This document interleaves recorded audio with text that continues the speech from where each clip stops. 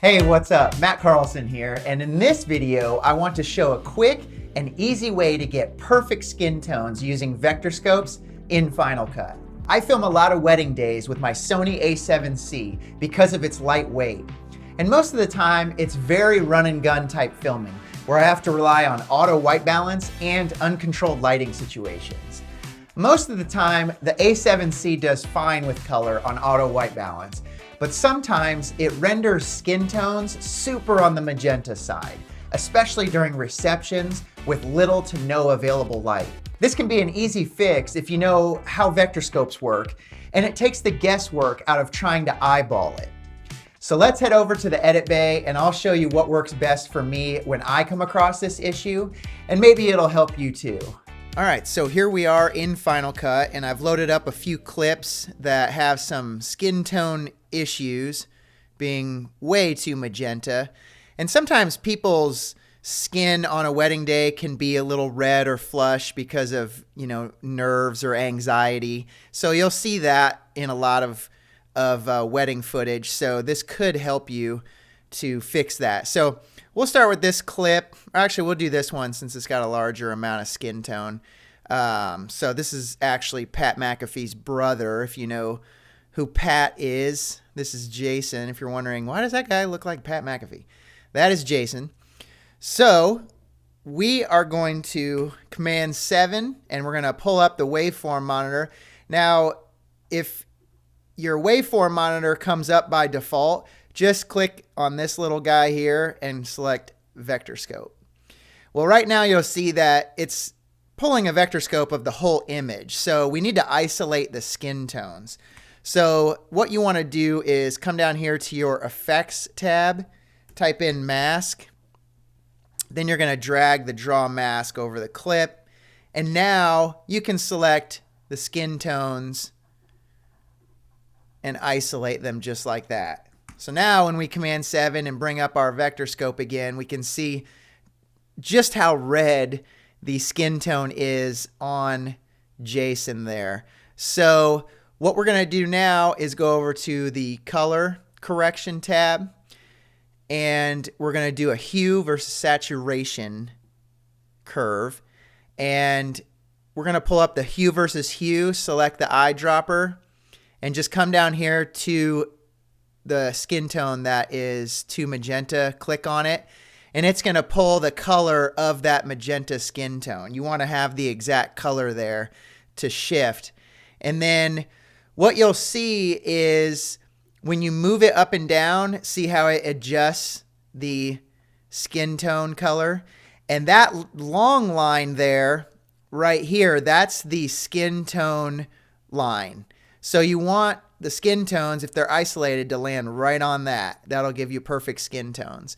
So to make sure that you don't move left or right, because that's going to give you a different color skin tone, what you want to do is hit Shift and hold Shift as you move it up and down, and that way it'll stay on that exact color and you won't be able to move left or right to select a different hue.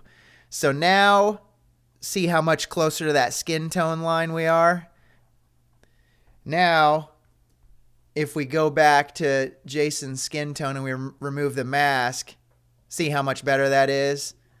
That's with it off, and that's with it on. And you can kind of play around if you think that, it's a little too yellow, too green. You can add a little more magenta into that if you want, if you feel like that would look a little more natural. But that skin tone line is just to help you to know what exact skin tone color is. So boom, there you go. Now you've got a fixed skin tone. Now let's go. This shot is a classic example of underlit and the color is just way too magenta. The white balance looks to be okay, so that's not the issue. It's just the way that the A7C is rendering skin tones. So again, we're going to come over here. We're going to draw our mask. We'll go around him. You have to be careful if there's multiple people in the shot, because then if one person is real magenta and the other person is real pale or normal, then it can change the pale or normal in ways that you might not want. So you kind of have to play around with it and find a happy medium. So again, we're going to come over here to our color tab, hue versus saturation. Click on the skin tone color. We can see, again, way too magenta. So we're going to come over here and get it closer to that skin tone line. We'll go right about there. Then we'll remove that. Come back here, remove the mask, and it's much, much better. Now, yeah, it looks pretty tan, but he's a pretty tan fellow to the naked eye. So that's not too far off. One other trick that I like to do is you can come over here and go with the hue versus saturation curve. You can do it on the same one, as a matter of fact, and you can do hue versus saturation instead of hue versus hue. Keep the hue versus hue because you want to change that red, but then come over here and select the saturation of his skin, which is also red. And you can bring that down too if you feel like, oh man, it's too punchy, he's too tan. I have to do that with some brides that have over tanned before their big wedding day. So anyways, you just bring that right down, the saturation right down, and now you have just a better looking image in general. Whereas before, you can see that's what it looked like before, and then that's what it looks like afterwards. So that skin tone line really helps to know where it should be.